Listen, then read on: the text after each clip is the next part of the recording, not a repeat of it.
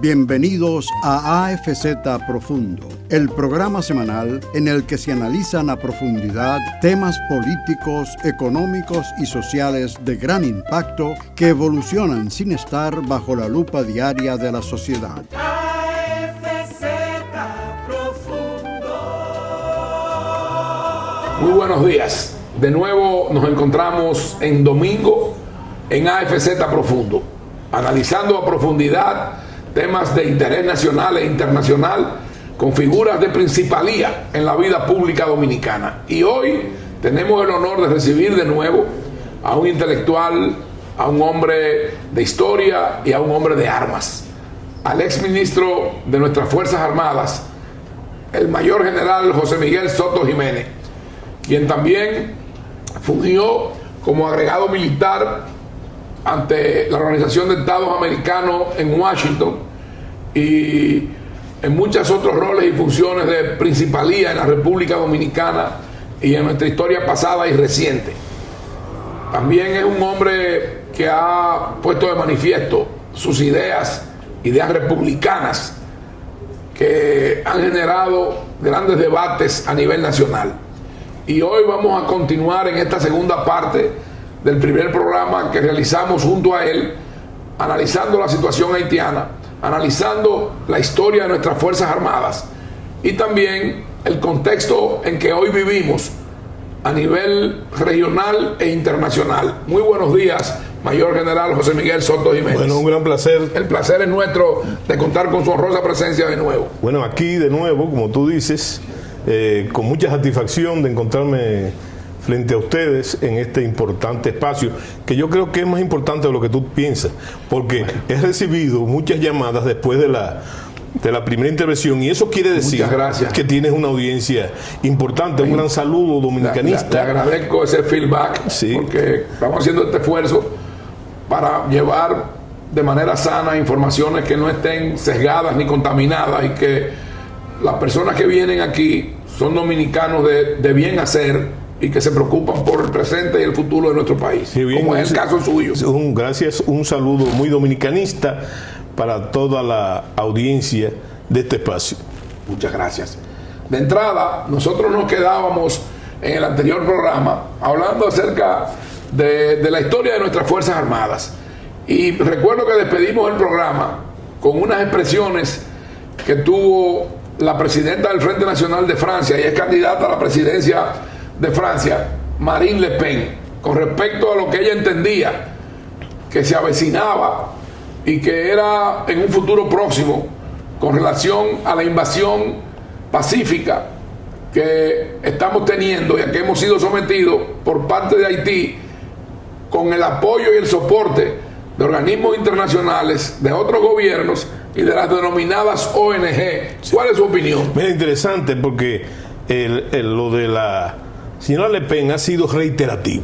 O sea, hace unos años ella hizo una afirmación similar, pero la que hace ahora es en el contexto de una situación muy interesante, porque muchos países europeos, incluyendo Francia, están siendo víctimas de la discriminación, no de discriminación, sino de los inmigrantes ilegales, ¿verdad?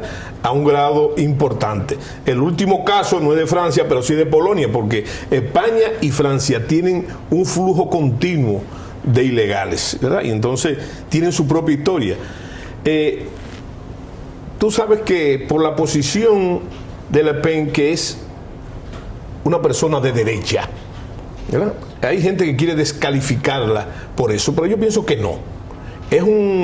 Ella es una preocupada desde hace tiempo. Bueno, yo quiero que usted me permita hacer un paréntesis para decirle a nuestros amigos televidentes: yo soy un hombre de derecha. Sí.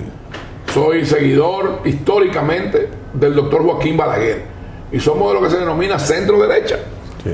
Y yo me pregunto, ¿qué hace que se valide a una persona que dice que es de izquierda o del centro izquierda, y entonces se descalifique al que es de derecha o del centro derecha? Eso es una demagogia, sí, y no es más que un discurso panfletario, sí, de un grupo de personas que pretenden confundir la opinión pública y el criterio y la conciencia de los ciudadanos. Sí, bueno, pero que sobre todo es un anacronismo, Tú sabes que eso de izquierda y de Exactamente. derecha viene de la posición, cómo se sentaban los representantes en el directorio francés en la época de la Revolución, pero eso ha ido perdiendo, no solamente a nivel internacional, sino en nuestro país, eso ha ido perdiendo connotación, eso de ser de izquierda y de derecha, pero yo te digo, por eso te hablé, de que hay gente que podría denostarla, ¿verdad? Sí, siempre señor. aparece. Pretender denotarla. Sí, a pretender denotarla, pero yo lo que quería decirte es que ella siempre ha sido, como muchos personajes de franceses de izquierda y de derecha,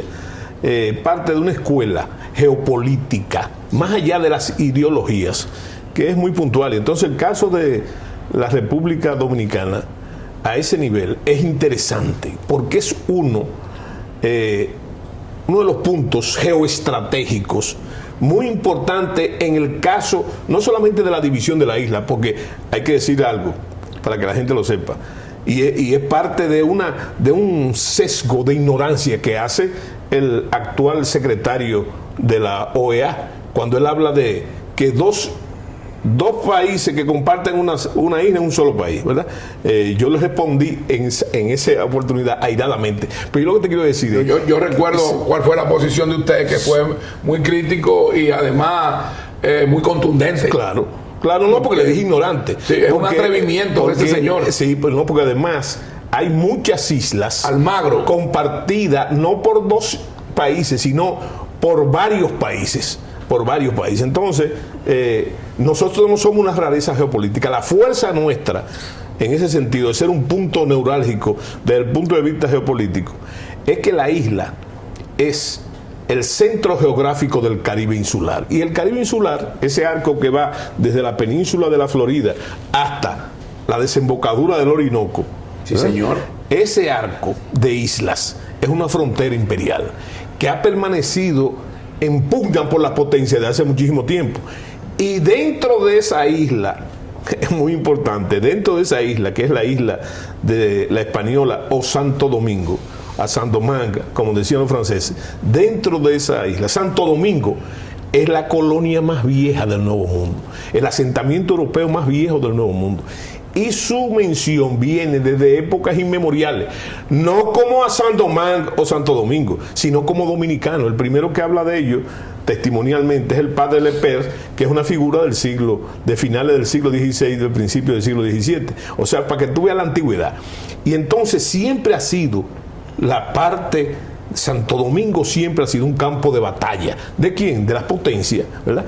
Y por el abandono, por así decirlo, de los españoles cuando descubrieron tierra firme en su interés. Entonces lo que le tocaron defender la isla de esas depredaciones, esos ataques de las potencias, el primero de ellos inglés, cuando el gobierno de Oliverio Cromwell, fue precisamente los criollos dominicanos. Mi teoría es que, y es una teoría bastante cierta, a partir de 1655, ese defender.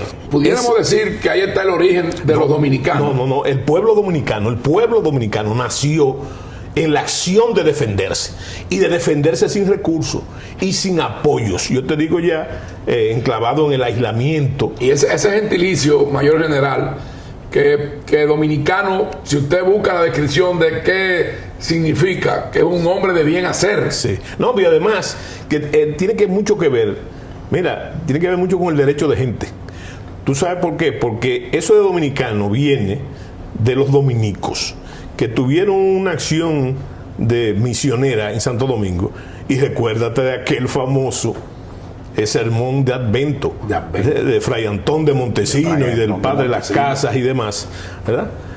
Y entonces tiene mucho que ver en todo lo que es la dominicanidad. Hay un autor dominicano muy famoso que es Bernardo Vega, que él sintetiza, más allá de lo que tú dices, o sea, sin contradecirte, más allá de lo que tú dices, que él dice que dominicanes, en latín, lo que quiere decir los perros de Dios, ¿verdad? Hombre de Dios. Sí, claro, o el can de Dios, Dominicus canes. Bueno, y entonces en ese sentido, yo lo que te quiero decir que hay toda una tradición, y una tradición de lucha. Y yo me atrevo a decirte, que siempre se ha hablado que nosotros somos una isla y después un país rico, ¿verdad? Rico. Y yo te digo que la única riqueza real que tenemos los dominicanos es el heroísmo de sus mujeres y de sus hombres a través de la historia. Y yo quiero volver a retomar lo que usted decía hace un momento, de las opiniones del secretario general de la Organización de Estados Americanos, el señor Almagro. Sí.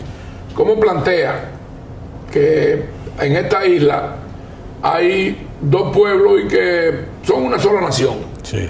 En su criterio totalmente divorciado de la realidad y hasta cierto punto para mí disparatado, porque nosotros tenemos diferencias muy marcadas entre ambos pueblos, tradiciones, cultura, religión, lengua, sí, y sobre todo idiosincrasia.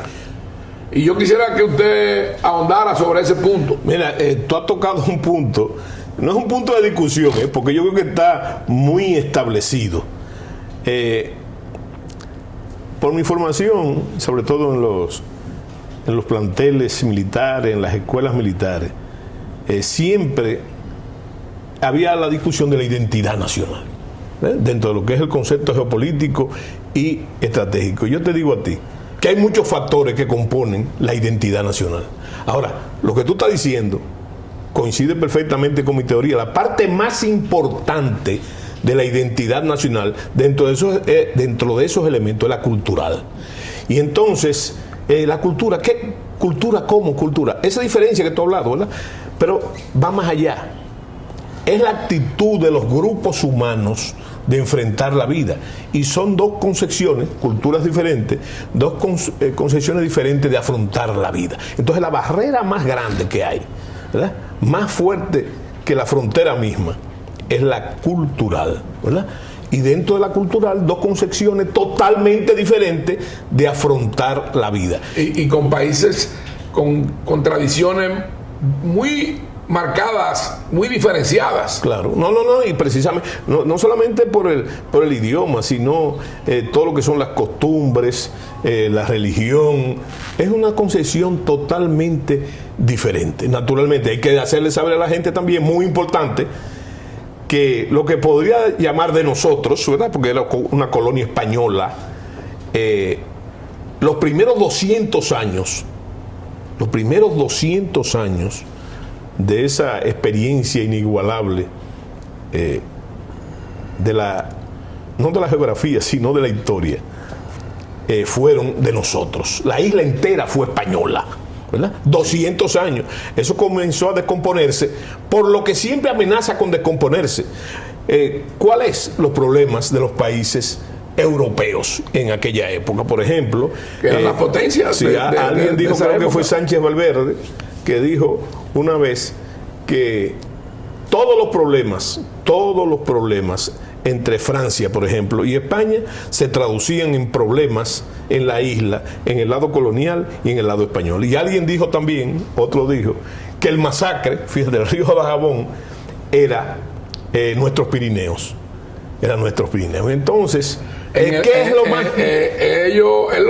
Esa persona lo dijo en el sentido de que marcaban la frontera. Claro, pero hay una cosa más importante que señalar, y es que, mira, nosotros, como es lógico, porque hay que categorizar la historia también, no reparamos en detalles que son interesantísimos. ¿Cuál es el punto crucial de esa diferencia? Que nosotros, no hay un país en América Latina, no lo hay, que le deba más al heroísmo que el pueblo dominicano. No lo hay.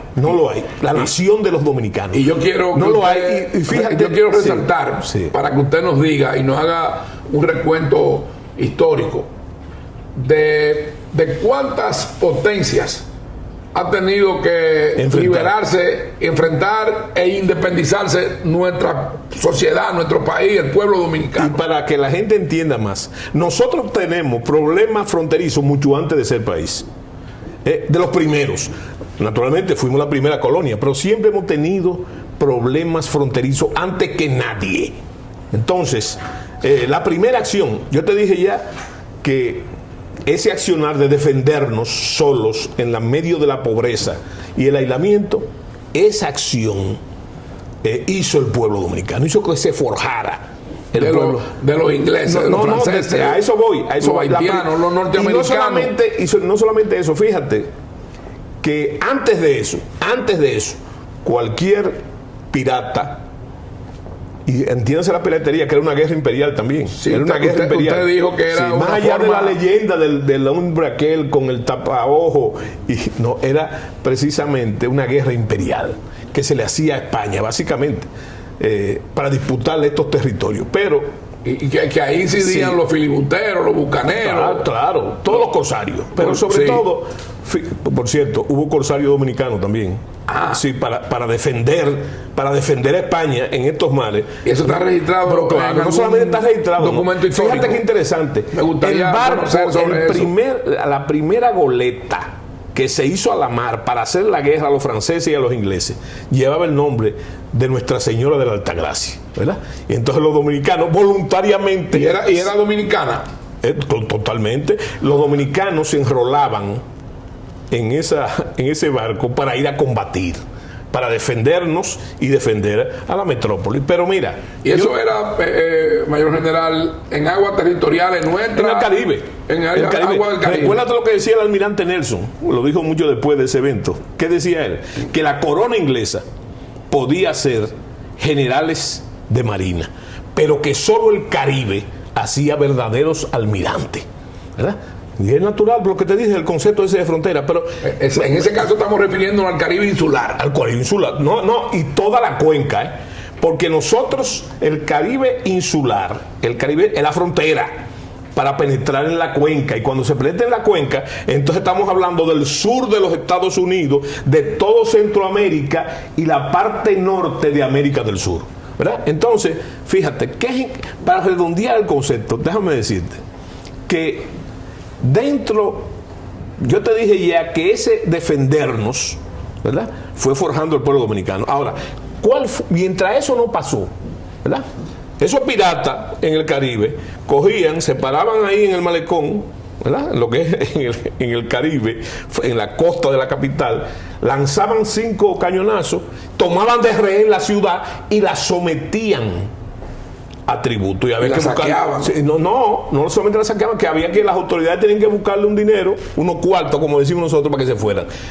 Pero algo pasó, no sé qué día, aunque sí sabemos el día, que eso cambió.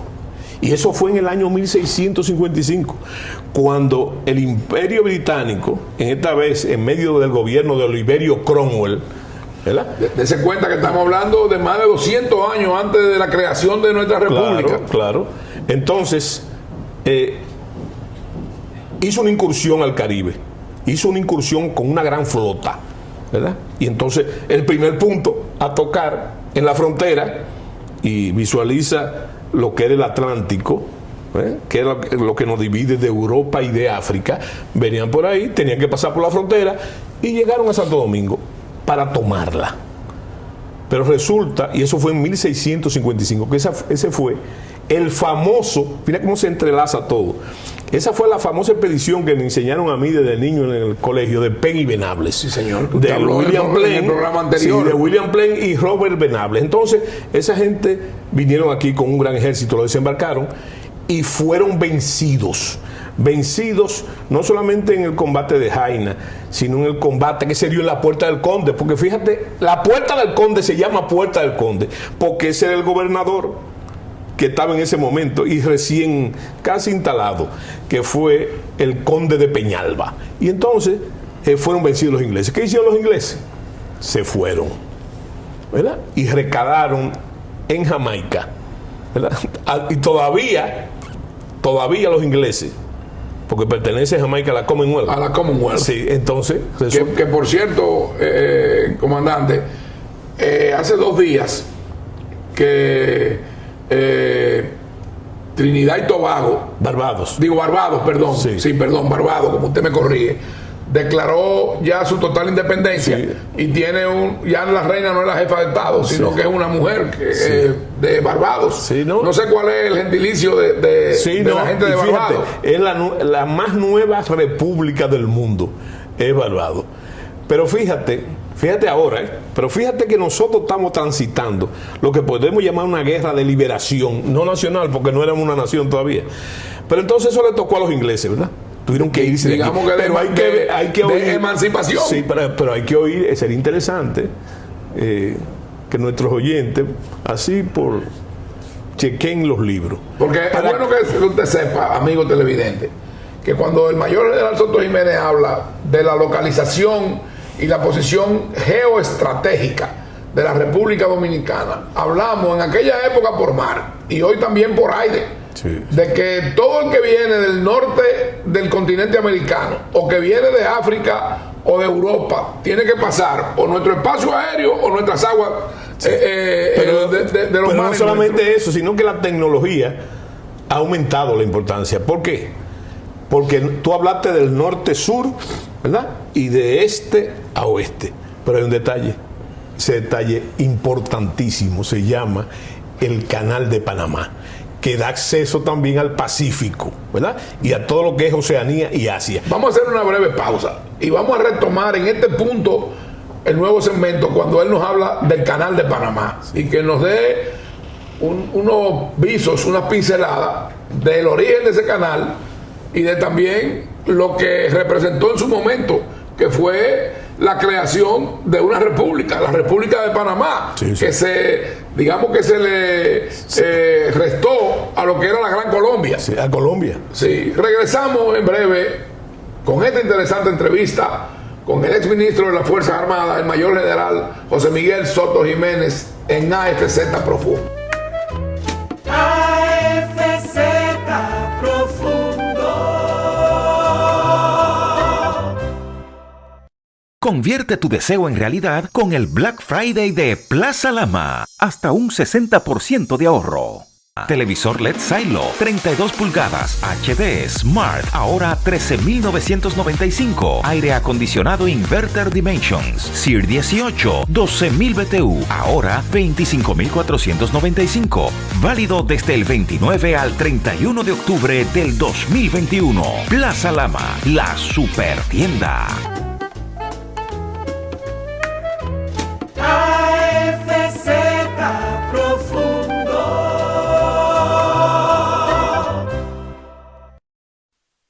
Hablábamos en el segmento anterior y comenzaba a explicarnos nuestro invitado, el mayor general Soto Jiménez, sobre lo que representa el Canal de Panamá en términos geográficos y en términos de lo que es la cuenca del Caribe, el territorio continental de lo que él denomina el norte de América del Sur, y entonces Norteamérica, Europa, África. Por favor, continúe abundando sobre este tema. Sí, bueno, partiendo de una aseveración tuya muy cierta y acertada, nosotros somos, alguien lo llamó una vez tierra de cruce, pero con una connotación geopolítica dentro del concepto de que somos el centro geográfico del Caribe insular y que el Caribe insular es una frontera estratégica, y tú lo explicaste ahora en su posicionamiento. Esa tierra de cruce o esa tierra de espacios intermedios, es un el norte más llano, somos el ombligo. Sí. Bueno, alguien lo llamó así también. Norte-sur, ¿verdad? Este-oeste, ¿verdad? Y así parecería, porque ya más allá del Caribe insular, el Caribe es una cuenca, alguien lo llamó como un espacio semicerrado del Atlántico, ¿verdad? Pero ¿qué es lo importante? Que el Canal de Panamá, que como tú dices, se hizo siguiendo la doctrina Mahan, de Alfred Tyler Mahan, un almirante de los Estados Unidos, se hizo, y para hacerlo, por razones puramente geodésicas, se hizo por la estrechez de lo que es el istmo de Panamá, pero se hizo una república para eso. Hubo que hacer la República de Panamá, ¿verdad? Y ese territorio pertenecía, como tú dijiste, a Colombia. Pero ¿qué es lo importante en este caso? No es la importancia que tuvo antes, es la importancia que tiene ahora. Por eso yo te decía que la tecnología lo que ha hecho es aportar una más importancia todavía. Porque el que entra desde el Pacífico al canal, ¿dónde cae? En la cuenca del Caribe. Y es bueno. Y para salir de la cuenca, no para entrar, para salir por la cuenca, hay que atravesar los canales entre las islas, entre esa cadena de islas insular, y hay que pasar. ¿Cuáles son los dos principales? Y voy a explicar eso. Canales, ¿verdad? En la frontera imperial, el canal de la Mona, sí, señor, y el canal del Viento y de Jamaica. Esos son, que ese canal de la Mona que él dice separa Puerto Rico de República Dominicana, y el otro. Un acucioso me podía decir, ajá, y el estrecho de la Florida. Lo que pasa es que el estrecho de la Florida, que fue en la Guerra Fría el más importante por la presencia de Cuba ahí, entonces resulta que se tropieza con otras islas, ¿verdad? Que no es que le trancan, sino que les retrancan el espacio al Atlántico, mientras que el canal de la Mona y el canal del Viento desaguan directamente en el Atlántico, y del Atlántico a lo que te dije, de Europa a África. Esa es la importancia vital. Pero te decía que eso es lo que se ha agregado, ¿verdad? Pero es bueno que usted le diga a los amigos televidentes la dimensión de esa obra de ingeniería en esa época que representó el canal de Panamá. Por eso te hablaba de la grandeza de la tecnología. Ahora bien, déjame decirte que después de Penn y Venable, yo le decía que hay que leer los diarios de Robert Venables y de William Penn. Por cierto, William Penn es el papá del fundador de Pensilvania. Por eso Pensilvania se llama por William Penn. Ese dato confieso que no lo sabía. Sí, entonces, ¿qué sucede? Un hombre con una vasta cultura y conocimiento de la historia, que bueno, uno siempre aprende escuchándole. ¿Qué es lo importante?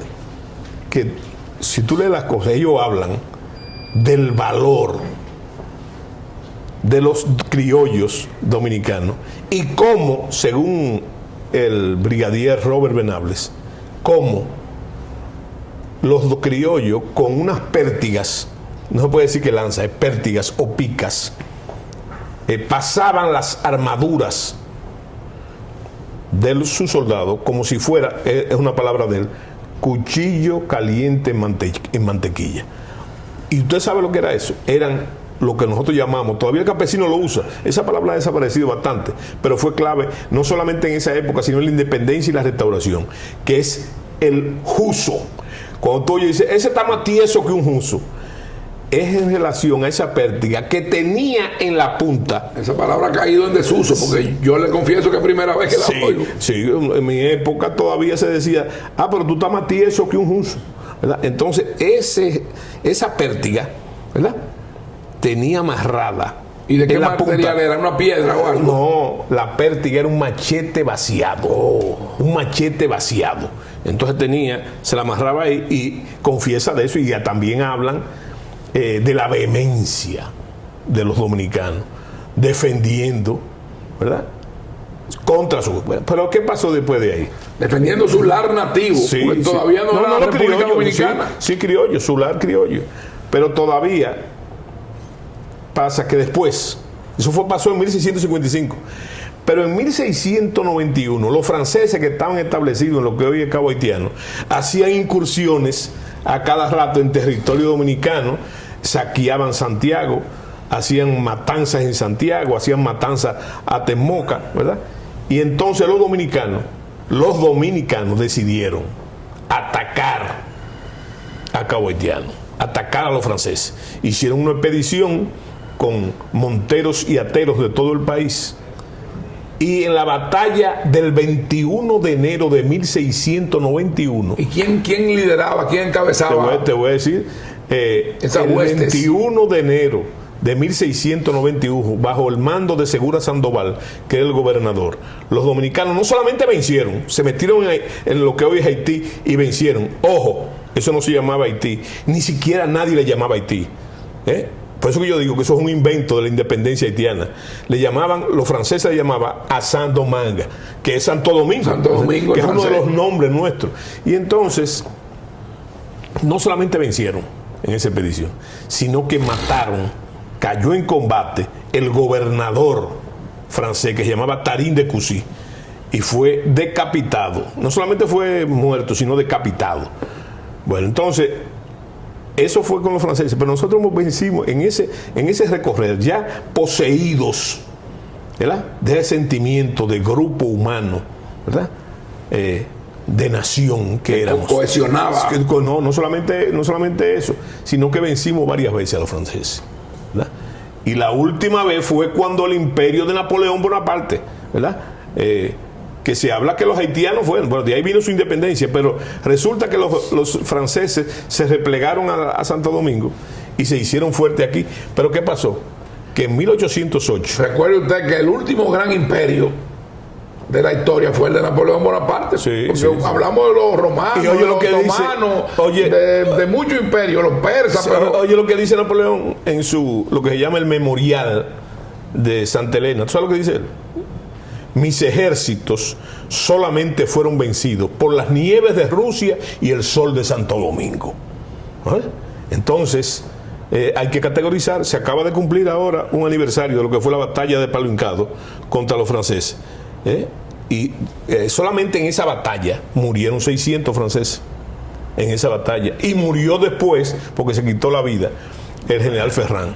Pero hay que destacar que esos franceses estaban bien armados y dotados de pertrechos, por favor, que nosotros no teníamos nada de eso. Por favor, el ejército napoleónico.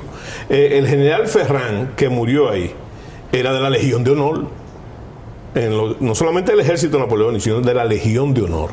Y entonces hay que destacar que después de eso, entonces, fíjate, porque la gente lo ve como abuelo de pájaro. Eso no es un abuelo de pájaro, eso fue haciendo doctrina. Esa técnica militar dominicana fue haciendo doctrina. En esa campaña, como usted dice, se fue macerando. Fue macerando, pero hay otra cosa, que lo que yo estoy diciendo no son palabras, sino hay dos autores, ¿verdad?, que se llaman Lemonnier de la Fossé y Guillermín, que tienen 2 diarios de esas actividades, y hay que ver lo que ellos dicen del dominicano y cómo lo pintan el dominicano. Ellos lo están viendo, que lo están sufriendo. Dicen: el dominicano es un individuo semidesnudo y tiene una cosa, dice él, primero, parece que están soldados en los caballos, sin silla y sin nada, parecen soldados, y lo compara con los vaquires rusos que ellos conocieron en Europa. Dice: mira, pero aparte de eso, esa gente están descalzos. Pero esa gente tiene una costra en los pies. Dice Lemonnier que son capaces de doblar un clavo sin zapato. ¿Tú sabes lo que es eso? Que era una suela natural. ¿Tú sabes lo que era eso? Eso es lo que nosotros llamamos cachaza. La sí. Cachaza. Y entonces, esos dos dicen de las virtudes de esa gente y del valor feroz del dominicano. Y después de eso, esa herencia es la que le toca enfrentar después a los haitianos, ¿verdad? O sea que nosotros, todos nuestros enemigos, le hemos vencido. Y los únicos, después vencimos al Imperio Español, la potencia más fuerte en esa época, ¿verdad? Que caímos en manos de España de nuevo, ¿verdad? Por el problema de la traición de Pedro Santana, de la traición, ¿verdad? Sí. Cuando la anexión a España. Pero el pueblo dominicano en dos años venció ese imperio. Digo, el Pedro Santana alegó razones que para él eran válidas para procurar esa anexión, que era supuestamente defenderse. Sí, pero ojalá la hubiese alegado. No la alegó. Y hay mucha gente que dice que fue para defendernos de Haití. Yo no creo, pero no vamos a entrar en eso, yo no creo. Yo creo que el principal enemigo de su gloria, el principal enemigo se llama Pedro Santana. Él mismo. Porque yo no entiendo cómo un ser que considerado por el dominicano, por la mayoría de esos conciudadanos, como el libertador, y con un liderazgo increíble, entonces comete ese error para convertirse en un gobernador de una oscura provincia del Imperio Español. Y cuando hablo de oscura, estoy hablando por lo pequeño y lejana de la metrópoli, ¿verdad? Entonces yo no entiendo cómo es eso. Son contradicciones. Es contradicciones. Que plantean un hombre con un estado mental y con tribulaciones muy grandes. No, ahí hay una enseñanza. Hay una enseñanza. La enseñanza es que realmente Pedro Santana, en ese momento, que había vencido a los haitianos desde el 56 en la batalla de Sabana Larga, la última gran batalla de la independencia, y se había ganado también en San Tomé y en Cambronal en el 55, entonces lo que acosa a Santana, lo que lo agobia, son las luchas internas. Porque tuvo que enfrentar, que la gente no habla de eso, ¿verdad? Para que conozcamos el dominicano, el dominicano, como decía Trujillo, hay que montarlo a lo macho porque es un pueblo rebelde. Bueno, pero lo enfrentó en el 45 cuando Manuel Mora. Después tuvo que enfrentar la revolución de Matías de Vargas. Todos los problemas de Báez. Y realmente, aparte de que el país estaba agotado económicamente, ¿verdad?, pero iba a sobrevivir. Entonces, se embarca en esa mala causa de la anexión. Entonces, para mí no tiene, en ese sentido, Pedro Santana no tiene perdón ni excusa. ¿Por qué? Porque hay que aplicarle lo que él le aplicaba, él mismo, como siempre ha sido la sociedad dominicana. Cuando él condenaba una persona a muerte, iba una comisión de notables encabezada por el arzobispo a pedirle clemencia. Y él lo despachaba con una sola frase: contra la traición no puede haber piedad. Eso le sale que se le aplique su propia frase a él mismo. Entonces no hay sentido. Él podía jugar a la política en todo, menos en eso. Decir que esa es una frase que usted considera lapidaria. Lapidaria. Yo quiero que volvamos a retomar un tema más actual, y es este. Como se ha hablado en muchas oportunidades de la situación que vive nuestro país y de la importancia que tienen los controles fronterizos, este es un artículo que escribió y de postulados que hizo el mayor general Soto Jiménez en el 2010. Estamos hablando de hace 11 años atrás, donde pareciera que es premonitorio lo que él está diciendo aquí. Y lo vamos a tener en pantalla para que sirva de recordatorio de lo que representa esa frontera y de lo que tenemos que hacer los dominicanos y de lo que nuestras Fuerzas Armadas permanentemente hacen para el control y la defensa de la integridad territorial y de esa frontera. Sí, bueno, es una cosa interesante.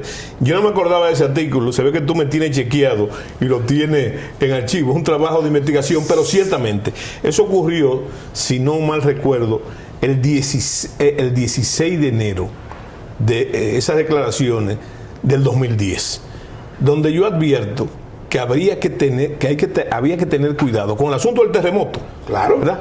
Porque ese terremoto eso iba a provocar a principios del 2010. Sí, que iba a provocar eso que provocó después.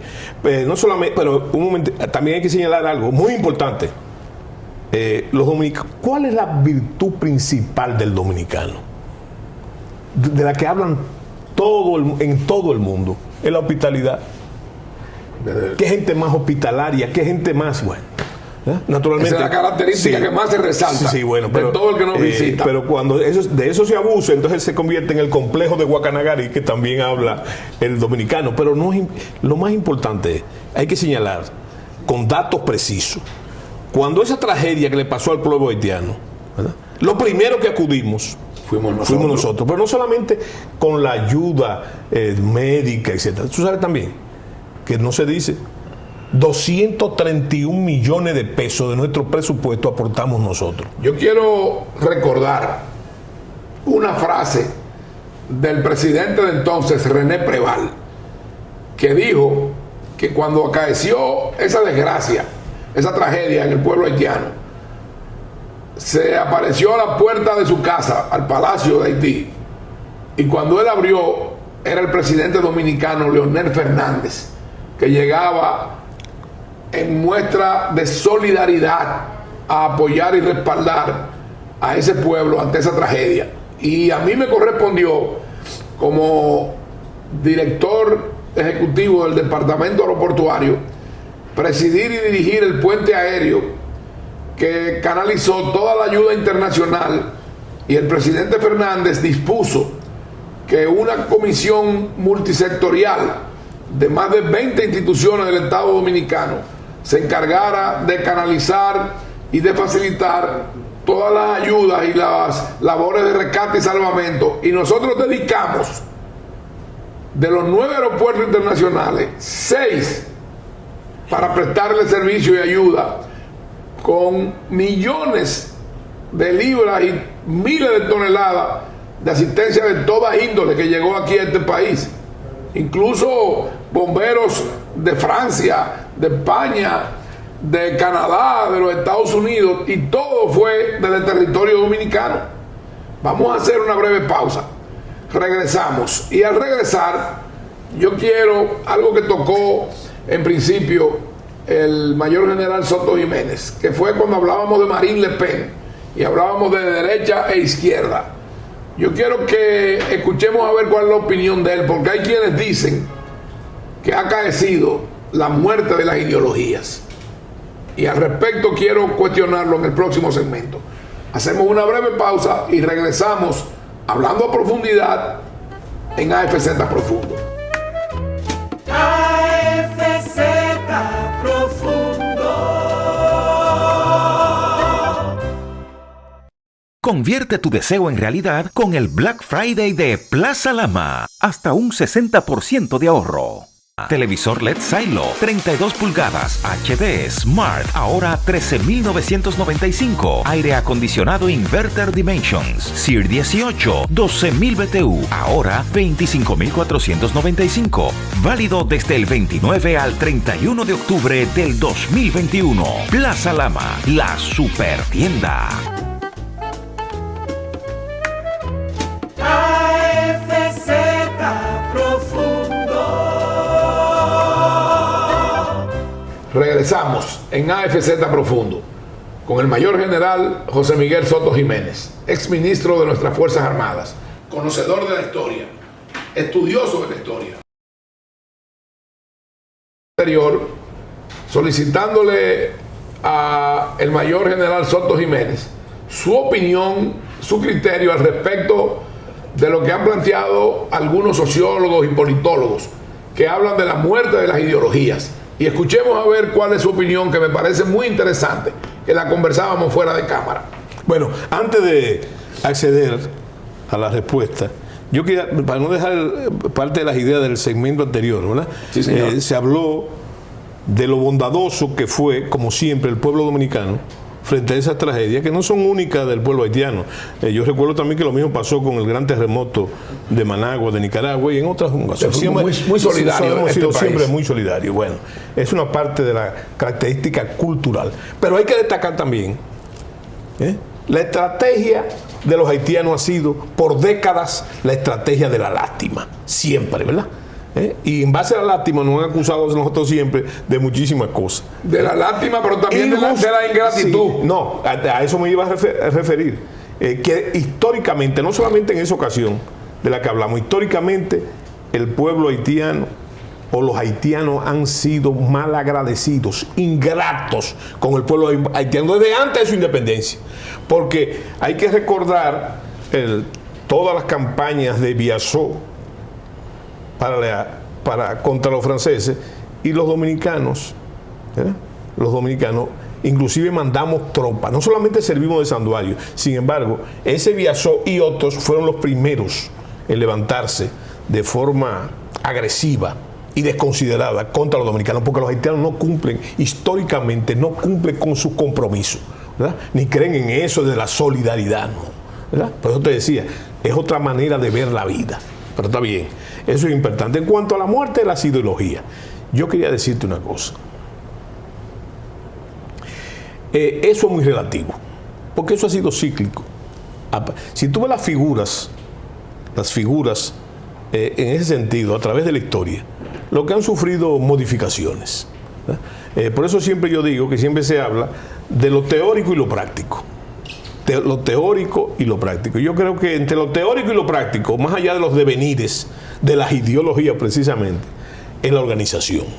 La organización, cuando yo hablo de la organización, es en el más amplio sentido de la palabra. Ahora, el punto de inflexión de esa creencia es el libro famoso de Fukuyama que se llama El final de la historia, ¿verdad?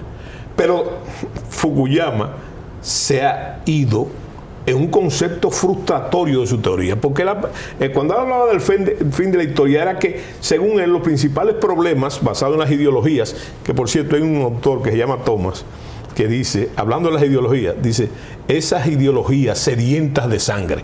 Él se refería básicamente al nacionalsocialismo, al nazismo, sí, al fascismo y además al socialismo también. El nacionalsocialismo se origina en Alemania con Hitler, sí, y el fascismo con Mussolini en Italia. Sí, claro. Y el socialismo, la más férrea estructura del socialismo fue la de José Stalin, ¿verdad? Que tampoco fue un niño de teta en comparación. Ahora, yo lo que quiero ese decir, nacionalsocialismo de Stalin da origen socialismo. El socialismo, porque el nacionalsocialismo era alemán. Sí. Ese socialismo de Stalin da origen al comunismo. Sí, no, está basado en el comunismo, que era la etapa ideal del socialismo. Pero resulta que en ese sentido Fukuyama plantea que todos los problemas que originaban los grandes conflictos ideológicos habían desaparecido. Él le llamaba al final la historia. Pero resulta que al poco tiempo después de la teoría de Fukuyama, entonces estallaron en Europa, ¿verdad?, las mayores contradicciones de ese concepto. El resurgir no solamente del nacionalismo, sino de la xenofobia, ¿verdad?, y de posturas totalmente... Bueno, pero toda esa guerra de los Balcanes, ¿verdad?, toda esa guerra con implicación inclusive religiosa, es un mentira eso. Yo lo que pienso es que sí podemos hablar de que ha habido no un final, sino una mutación de esas ideologías que nosotros conocimos, que nuestras generaciones conocimos, para dar paso a otra dinámica posterior a esas etapas que usted hablaba. Y vamos a decir que en la década del 70, 80 y 90 cobraron mucha fuerza. Y yo fui miembro del comité ejecutivo de la Internacional de Jóvenes de la Democracia Cristiana. Sí. Y fui vicepresidente de la Juventud Demócrata Cristiana de América. Habían dos grandes corrientes, que eran la socialdemocracia y la democracia cristiana, con unos matices en algunos países de América Latina de social cristianismo. Sí. Ahora, ¿qué pasa? Hay un libro de un periodista apellido Ramonet, sí, que es una entrevista a Fidel Castro, donde Fidel Castro habla, lógicamente, desde su óptica y su punto de vista sobre el tema de las ideologías. Sí. Y aquí en este país tuvimos un gran líder de connotación mundial, que esa dimensión no se le ha reconocido como debería de ser al doctor José Francisco Peña Gómez. Claro, claro. Y bueno, en ese devenir de la historia, hoy en día las ideologías están en un punto muy débil. No, yo diría... se habla de neoliberalismo, sí, liberales y conservadores. Esas son mutaciones. Porque lo importante en ese juego no solamente son las tendencias mundiales, porque cuando hablamos de las ideologías, y tú hablaste de la socialdemocracia, de la democracia cristiana, pero hay otros matices. Por ejemplo, yo creo que fue un error en ese concepto de la socialdemocracia, tomarlo a sí mismo, porque la socialdemocracia es una expresión de los países ricos del norte de Europa. Ahora, la democracia social es lo que impera en el sur, ¿verdad? En el sur. Pero son desprendimientos todo de lo que se llama el socialismo real del siglo XVIII, final del siglo XVIII, comienzo del siglo XIX, que pasaron fundamentalmente en Francia. Pero eso es harina de otro costal. Pero esa socialdemocracia que usted habla de los países del norte de Europa, en nuestra América, yo podría decir que solamente se ha practicado y tiene vigencia real en el Canadá. Sí, pero que es un estado con una pero no connotación... solamente en el Canadá, porque lo que pasa es que todas esas ideologías, todas se climatizan, vamos a llamarle así, en el continente de otra forma. Y qué interesante la mención que hiciste del doctor José Francisco Peña Gómez, que por cierto fue el primero que se enclavó en el juego, en ese juego a nivel mundial, ¿verdad? Pero fíjate, tú hablaste... Recordemos la amistad del doctor Peña Gómez con Willy Brandt. Sí. No solamente con Willy Brandt, sino con Mario Suárez. Sí, señor. Y con este señor, el sueco. Que mataron. El que mataron. Íntimo amigo. Pero no es solamente eso. Como él es el primer dominicano que aprovecha los enclaves del sistema internacional de esa forma dividido para imponerse. Yo hablaba de Olof Palme. Olof Palme, también. Ese fue el que mataron. Sí, el que mataron. Entonces... que hay una película en Netflix ahora sobre la vida de él. Sí. Entonces, lo que te decía es que dentro de ese enclave no se puede decir el fin de las ideologías. Pero ¿qué valoración le merece a usted el socialismo del siglo XXI? Que para mí no es más que la revolución del retroceso. Sí. Y eso lo vemos en Venezuela, y lo vemos en Nicaragua, y lo vemos en Bolivia, y lo vimos en Ecuador. Por eso te decía que no se puede hablar del final de, ¿verdad? Sino de la evolución de. Una mutación. Claro. Hábleme del socialismo del siglo XXI. No, yo te voy a hablar primero que del socialismo del siglo XXI. Te voy a hablar de la antipolítica, del movimiento de la antipolítica, que la gente se lo olvidó. Antes del socialismo del siglo XXI, porque lo que yo te digo, son fenómenos cíclicos, vino la antipolítica. Y entonces dentro de la antipolítica tú tenías que mencionar, ¿verdad?, al señor el brasileño. ¿Te dice Fernando Enrique Cardoso? No. Collor de Mello.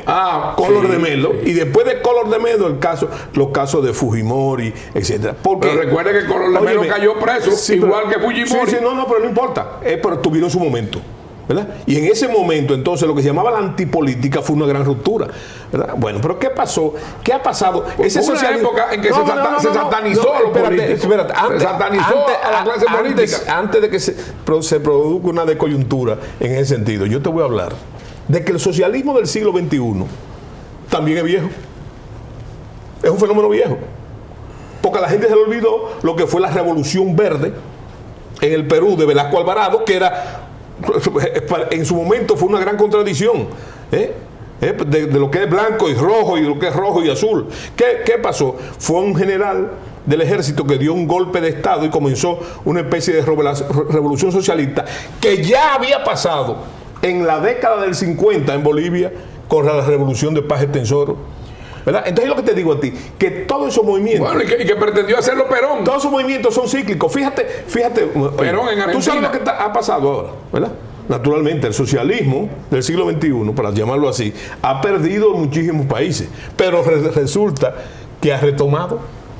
Mira, ese triunfo ahora en Honduras, de esa señora, de Xiomara Castro. Bueno, eso es la esposa de Zelaya, de Manuel Zelaya, que fue depuesto por un golpe de estado en el 2009 y estuvo exiliado aquí. Entonces yo lo que te digo a ti, que eso es cíclico, y no de 2 más 2 son 4, a veces son 6 o 5. Entonces, y me quiero explicar en ese sentido, que lo que va cambiando son los esquemas conocidos por nosotros, pero son mutaciones. Son mutaciones. Y la coyuntura. Ahora, ¿quiénes son los soberanos de eso? Esa corriente se origina no en los despachos de los ideólogos ni de los políticos, es en las necesidades de los pueblos. Entonces, buscando los pueblos buscando su síntesis, ¿verdad? Buscando su síntesis. Entonces, eso pone en el caldo, sobre el brasero, pone lo siguiente: ¿quién es que dirige realmente? ¿Quién es que dirige? ¿Dirigen los caudillos o dirigen los pueblos? ¿Tú sabes quién es que dirige? Son los pueblos. Bueno, los caudillos son una especie de medium que se empoderan de esas corrientes mayoritarias. Porque en la población. Los jefes de Estado son unos delegatarios y mandatarios del pueblo. Entonces, tú ves brincando hacia nosotros. Fíjate, lo que está pasando ahora mismo en la República Dominicana, más allá de la grave amenaza que representa, no militares, sino social, política y en otros órdenes, sanitaria. Discriminación, la migración indiscriminada e ilegal en la República Dominicana. Yo te digo a ti que una de las cosas que hay que proteger, oye, para decir una contradicción, viniendo de mi parte, hay que proteger nuestro sistema político, porque una de las grandes diferencias entre Haití y la República Dominicana, y por lo que Haití está pasando ahora mismo, es precisamente no existe un sistema. Nosotros hemos adelantado. La gente se cree que nosotros no hemos progresado desde el año 61, en el ajusticiamiento de Rafael Leónidas Trujillo hacia aquí. La gente dirá todo es malo, no todo es malo, hemos progresado muchísimo. Yo les quiero recordar a ustedes y a mi distinguido invitado que el Congreso de la Nación, el Congreso de la República Dominicana, declaró a mi extinto líder ido a destiempo, el doctor Joaquín Balaguer, padre de la democracia dominicana. Y hay quienes han pretendido desconocer ese rol que jugó el doctor Balaguer en la consolidación del actual sistema político de nuestro país. Sí, pero también tiene que admitir tú mismo, ahí mismo, como anuncio a cosas, ¿quién lo reconoció como tal? Bueno, ¿quién? Un congreso de un partido que fue opositor a él toda la vida. El Partido Revolucionario Dominicano, precisamente, en base a una reflexión. Pero esa es una de las fortalezas del sistema político nuestro. Vamos a verlo ahí. Precisamente. Entonces, esa es una de las cosas que hay que fortalecer, ¿verdad? Hay que fortalecer nuestro sistema político, porque esa es una de las grandes diferencias y superioridad de los haitianos. Con los haitianos. No hay tiempo que sea suficiente para poder hablar de historia, para poder hablar de política, para poder hablar de nuestras Fuerzas Armadas, para poder hablar de temas sociales, económicos, dentro de su vasta capacidad y sus amplios conocimientos.